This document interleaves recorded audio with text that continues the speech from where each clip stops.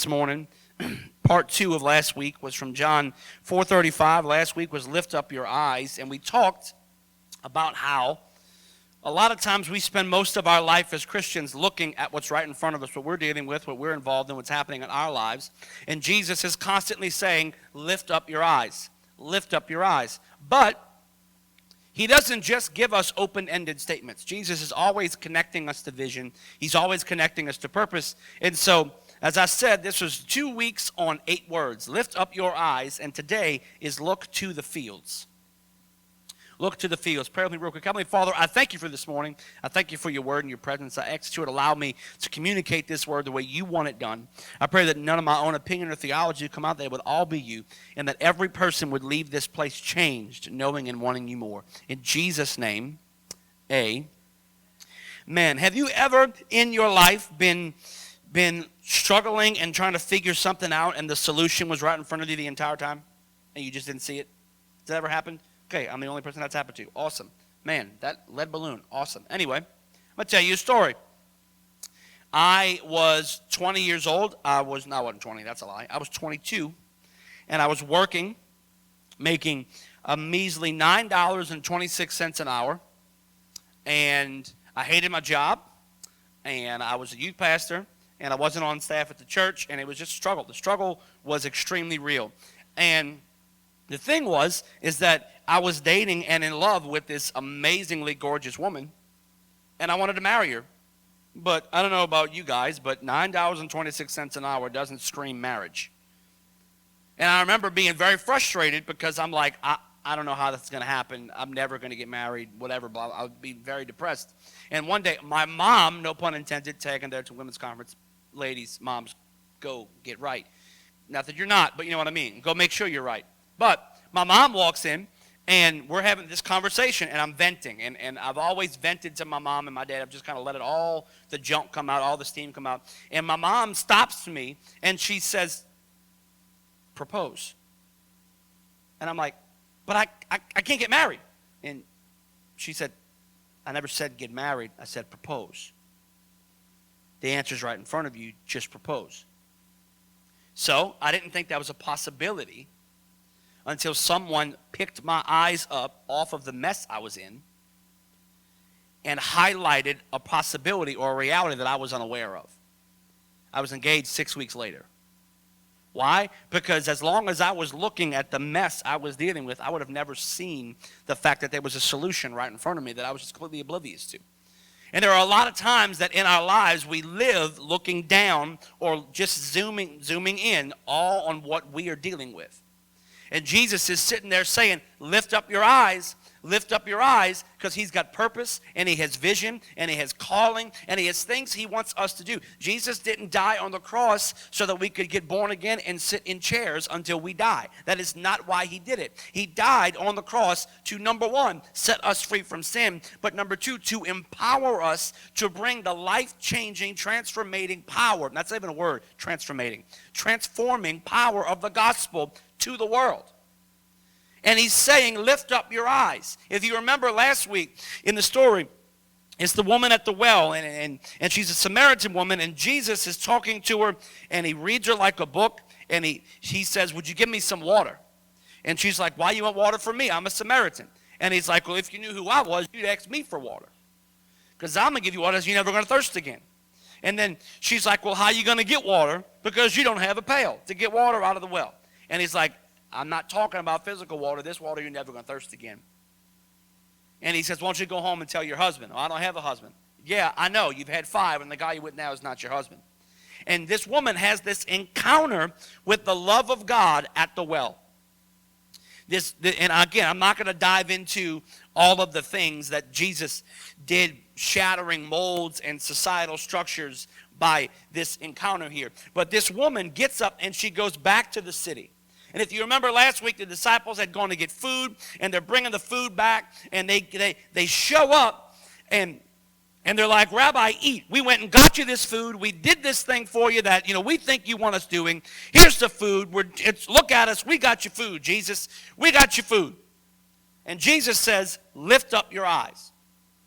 Go to John chapter 4, verse 35. Do you not say, there are still 4 months and then comes the harvest? Behold, I say to you, lift up your eyes and look to the fields, for they are already white with harvest. Some people lift up their eyes and then they just gaze. They just look. I've met Christians like that. They're too heavenly minded, they're no earthly good. They just kind of stare off into the distance. And every time you talk to them, it's about some deep revelation from Isaiah or from Habakkuk. It's some deep mystery. When, man, did you see the LSU game last weekend? Like, it's okay to have a conversation, a life conversation with people. They just pick their eyes up, they get it on Jesus, and then they just kind of drift off into la-la land. But Jesus says, lift your eyes up, and then attach his purpose to it. And he says, look to the fields. Now, I want to read you a verse real quick in John chapter 4, verse 28, a few verses earlier. It says, the woman then left her water pot, and she went her way into the city and said to the man, come, see a man who told me all the things I ever did. Could this be the Christ? Then it literally is talking about the entire city. They went out of the city and came to him. So let me paint this picture for you. Outside of Samaria, when I was reading on this, it was most likely corn, but wheat. Let's just go with corn for the sake of the sermon here. But there's fields, and Jesus is at the well on the other side of the field. So you got the well, the fields, and then the city. And the woman goes back to the town, and the disciples are coming out on the road. And what they're suggesting in the writing is that when Jesus says, lift up your eyes and look to the fields, the entire Samaritan village is walking through the cornfield to get to Jesus. They're coming to him. And what Jesus is saying is, see, if you look at the corn, it's still 4 months until it's time to harvest. That's what you're going to notice. What I'm saying is, look at the fields. They're white with harvest. Why? Because the people were walking through the field to get to Jesus. I'm here to tell you this morning that there are people right now in your life ready to be harvested for the kingdom. Right now. Right now. You may not think so. You may not I'm going to get into that in a minute. You may not see it. You may not think you can do anything about it. But I'm telling you right now that if we would lift up our eyes, there are people, they're coming right to us. They're walking dead line to us. And we don't even see it. I'm going to give you a couple of things this morning. The first one is that the harvest is ready. The harvest is ready. And a lot of people are going to say the harvest is ready because, man, society is a mess. Man, it's a mess. We don't know what bathroom to use. We killing babies after they're born, and all cities are burning, the economy's bad. The harvest, that's not why the harvest is ready. The harvest is ready when it's great and when it's bad. Why? Because sin is always the chief problem. Not the stuff that sin causes. Please, this is important you catch this. As Christians, as I said last week, we get all mobilized and all fired up about all the things that are wrong, when in all reality, all of the things that we see wrong in our culture are not the problems themselves. It's the sin in people. It's the sin in humanity that is making those things happen. That's the issue, is the sin. And so the reason the harvest is ready is not because society is crazy. The harvest is ready is because there are still people living right now lost in sin. That's why. That's why the harvest is ready. Now, look at 1 Corinthians chapter 3, verse 5 through 8. I'm going to use this for the next 2 points. Who then is Paul, who is Apollos, but ministers through whom you believed, as the Lord gave to each one? I planted, this is Paul talking, I planted, Apollos watered, but God gave the increase. So then neither he who plants is anything, nor he who waters, but God who gives the increase. Now he who plants and he who waters are one, and each one will receive his own reward according to his own labor. We are not often aware of the harvest field we live in every day. We just don't see it. We don't realize it. But I'm telling you, everywhere you go, every door God opens for you, when you walk into it, it's a harvest field. And I think I might have to start training myself to do this just to help us keep our eyes lifted and looking at the fields. Pastor Chris, I got a new job. Man, that's an awesome new harvest field you're in. Pastor Chris, my son, he just got engaged. I can't wait for you to meet his fiance. Awesome. Brand new harvest field you just got connected to. So we don't see it this way. We genuinely just go through life and, oh, this is great, I got a new job, or this is great, my son's engaged, or this is great, I got new neighbors, or all these different things. It's a new harvest. My kids start a new school, new harvest field. We don't see it this way because we're so busy with our heads down in the middle of our own situation. We have to see, there's a Greek word called oikos. And oikos is referring to summarize it, is your sphere of influence. So if you wrote down every name of the of all the names of the people that you are connected to in your life, all your family, your neighbors and the people you know in your neighborhood, all your friends that you actually talk to, everyone that you work with, your hairstylist, your barber, the guy who continually fixes your vehicle like mine that's broken, everyone that you consistently interact with on a daily basis. If they walked into Winn-Dixie and you were in Winn-Dixie and you saw them, you could call them by their first name, or you would even know them, even if, like for me, it's a teacher. I still call them by their last name because it's respect, right? But these are people that are in my sphere of influence. I want to let you know something. This is a little bit terrifying, right? We will one day, as believers, be judged as by how well our light shine in our sphere of influence. So take a second and just think about that. How well are you shining in the sphere of influence you have? How well are you letting people see the goodness and the grace and the power of God on your life in your sphere of influence?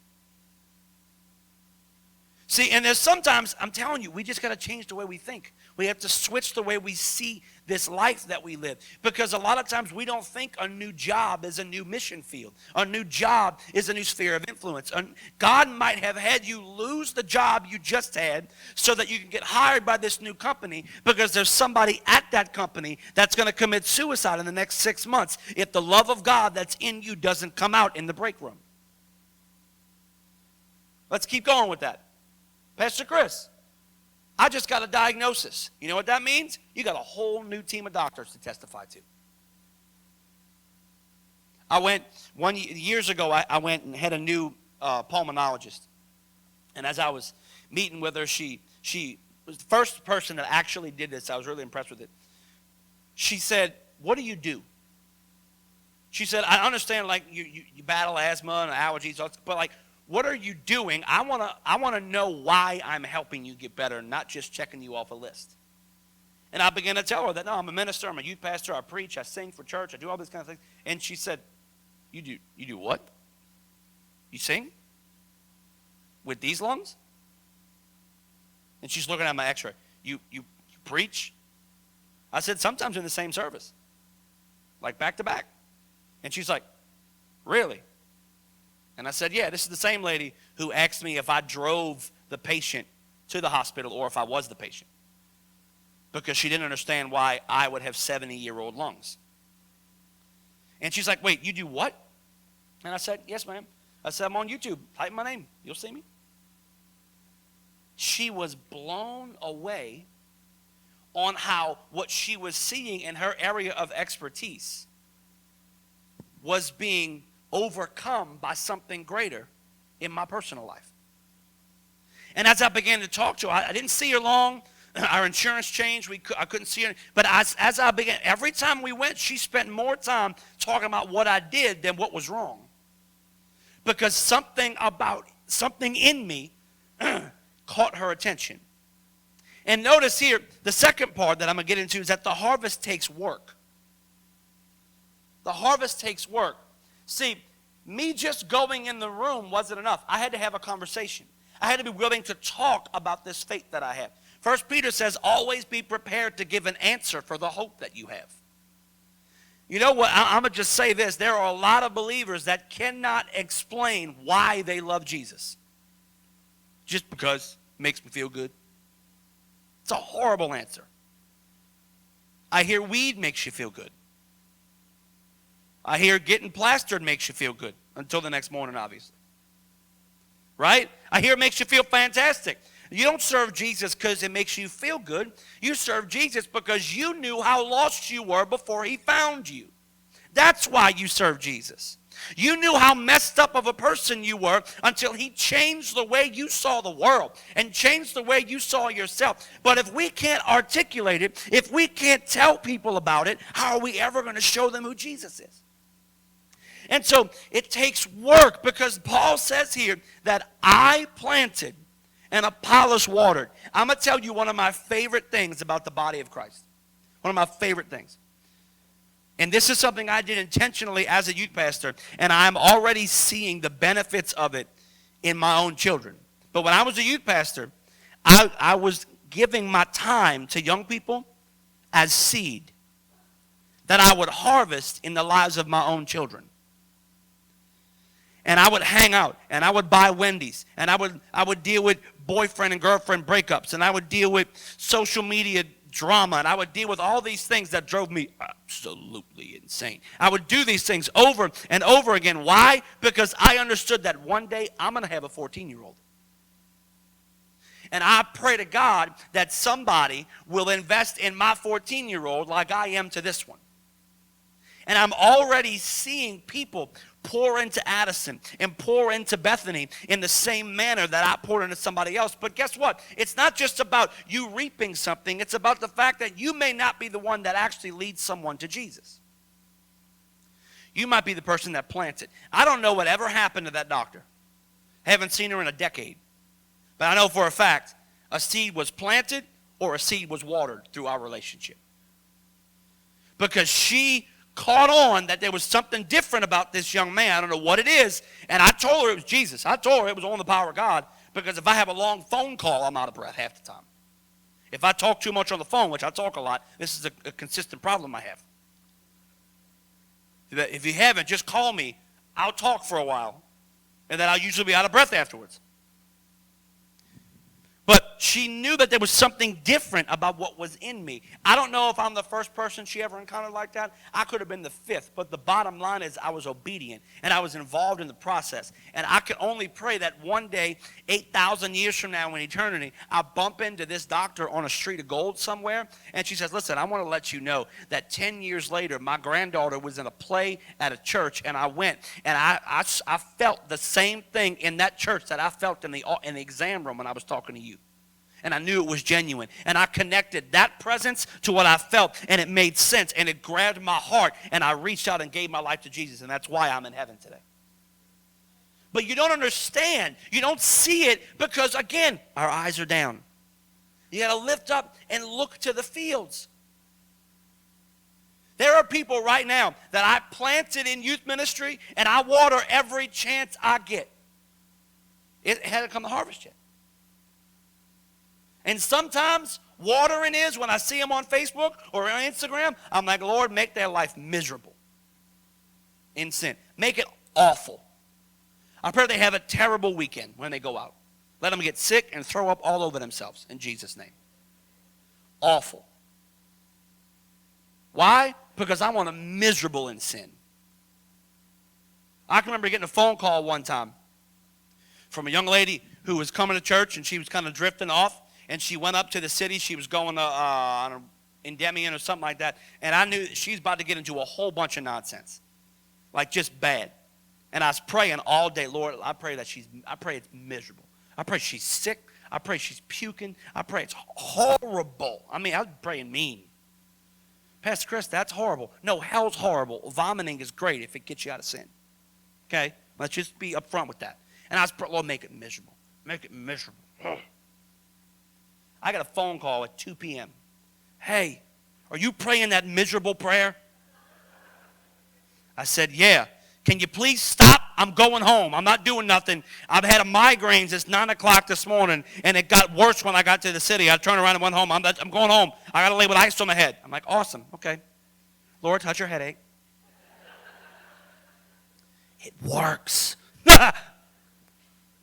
This has happened over and over again.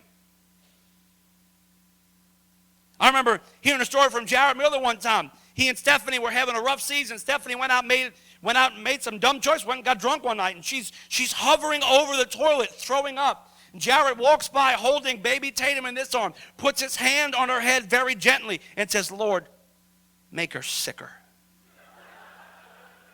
Make her sicker so she doesn't do it again in Jesus' name. Make it worse. Make it worse.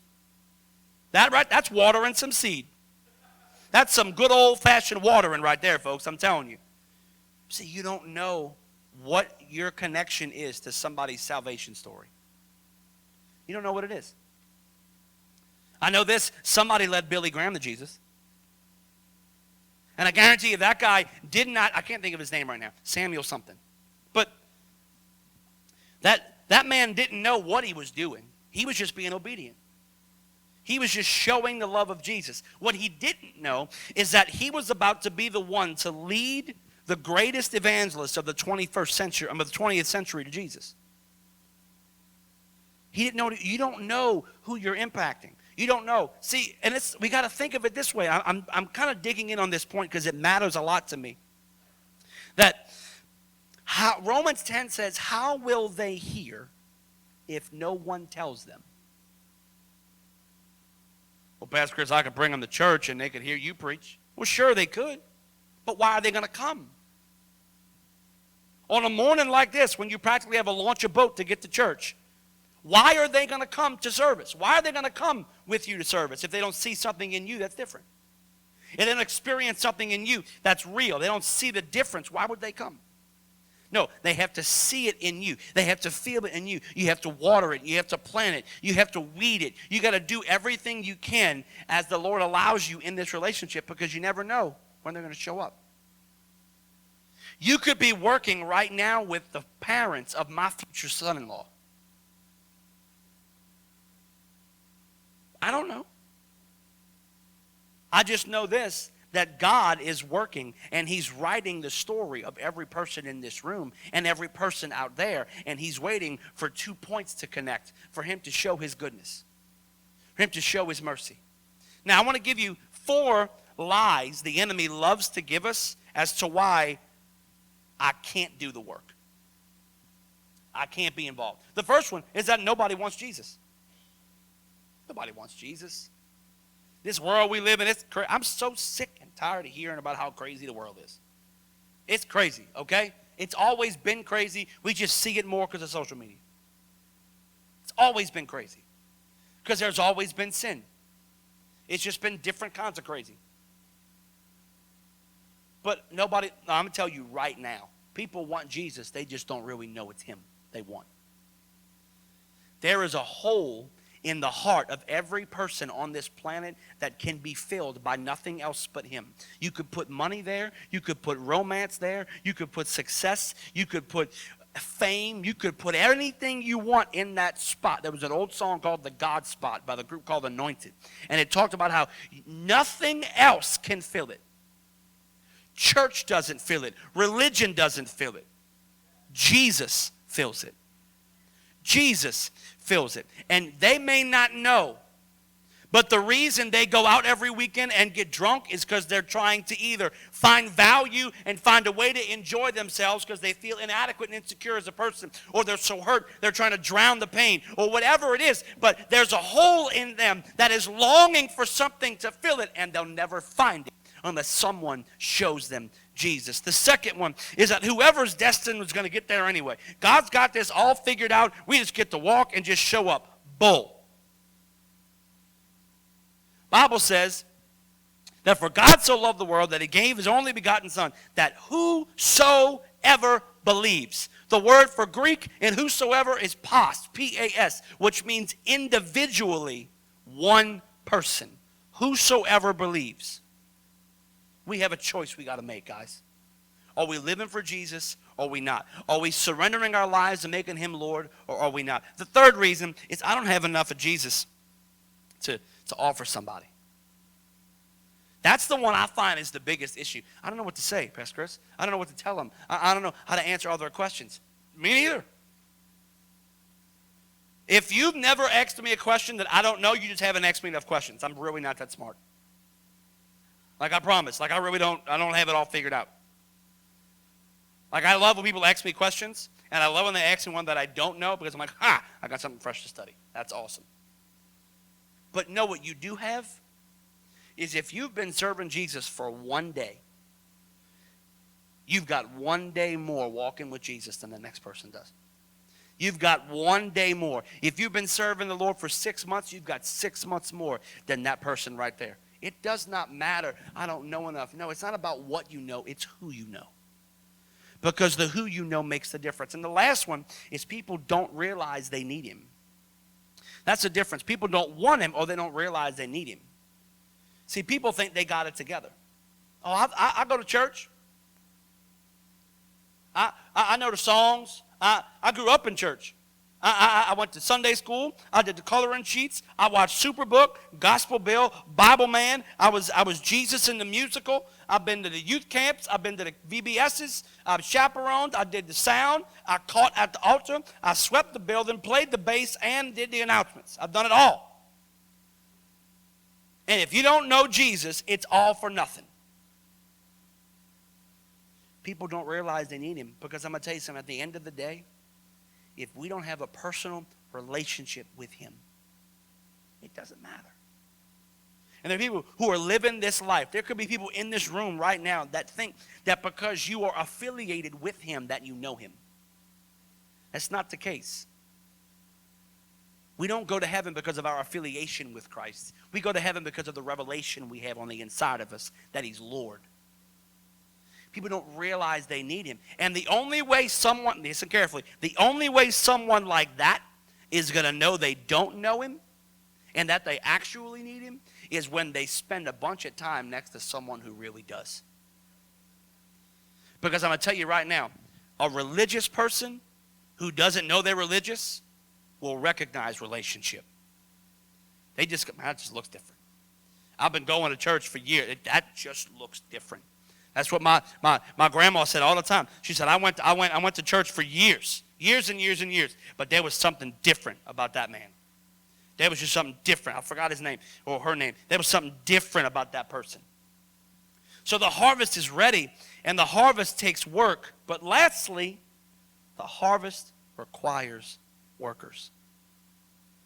Let's go to Matthew chapter 9, verse 35. Then Jesus went about all the cities and villages, teaching their synagogues, preaching the gospel of the kingdom, and healing every sickness and every disease among the people. But when he saw the multitudes, he was moved with compassion for them, because they were weary and scattered like sheep having no shepherd.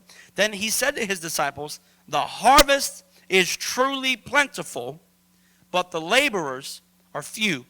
Therefore pray to the Lord of the harvest to send out laborers into his harvest. I'm going to let you know the problem is not that we don't know enough people who need Jesus.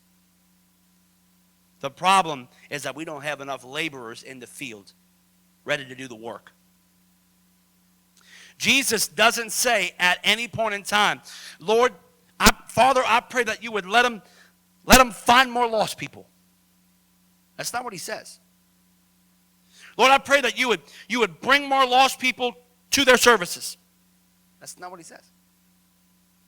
He says, give us more workers.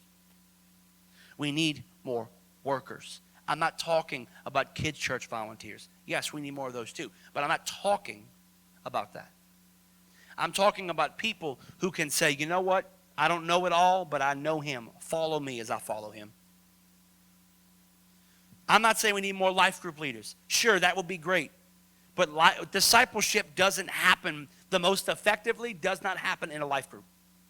Discipleship happens in its best form when it's one-on-one or one with two, and we walk together and we go through life together, and we climb the mountain and we get to the top and we throw a party. And then when life knocks us back down, we roll down to it together and we keep on walking. And I just make sure, because I'm a little bit ahead of you, that I keep pointing you to Jesus.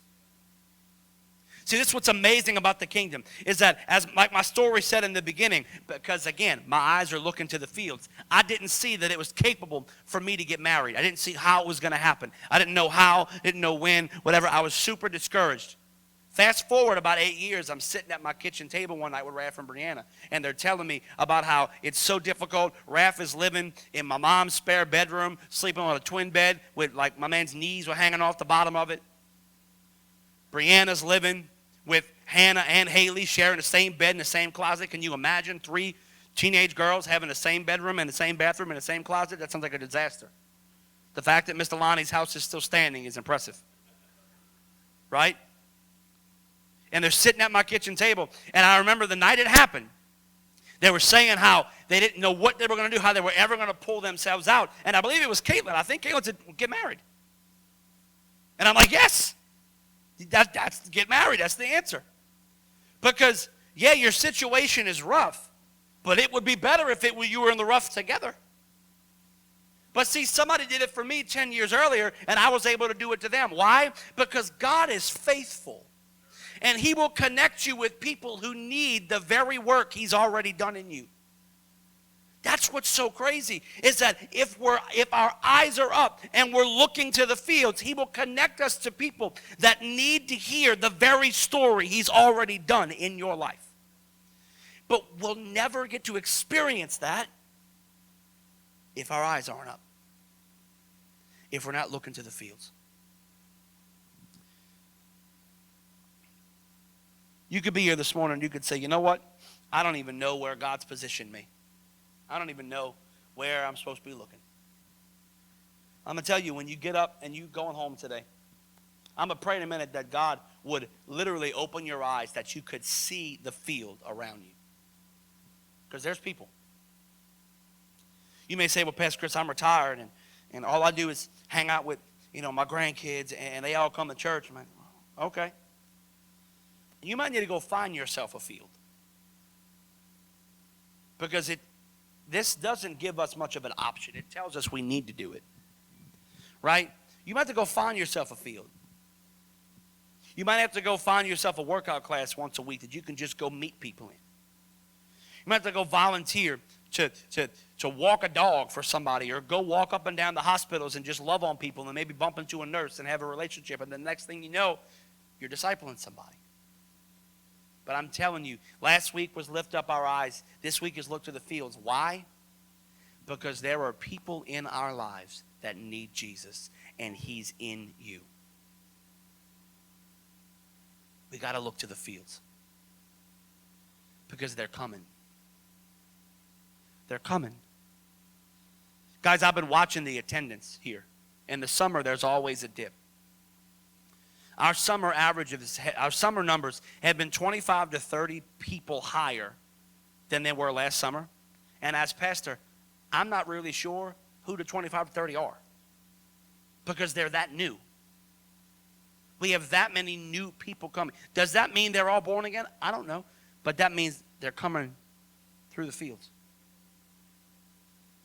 You've got people in your life that God is drawing to you right now. Would you bow your heads to me this morning?